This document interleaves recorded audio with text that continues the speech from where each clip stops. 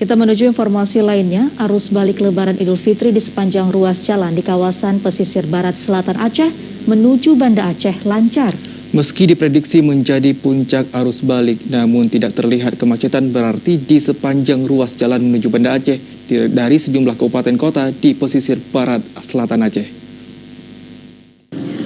Arus balik di momen Idul Fitri mulai terlihat di sepanjang ruas jalan di Aceh Jaya.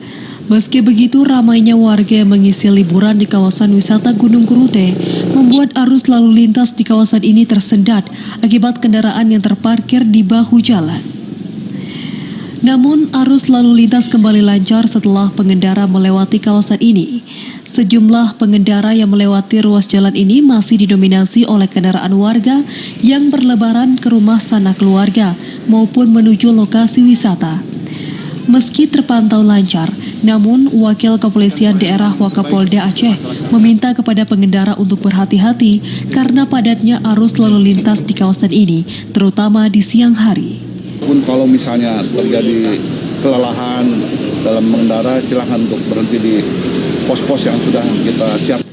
Selain di pos mudik, stasiun pengisian bahan bakar SPBU menjadi lokasi yang dipilih warga untuk beristirahat usai menempuh perjalanan. Pengendara pun diminta mewaspadai kondisi jalan yang licin akibat hujan yang mengguyur kawasan ini sejak beberapa hari terakhir.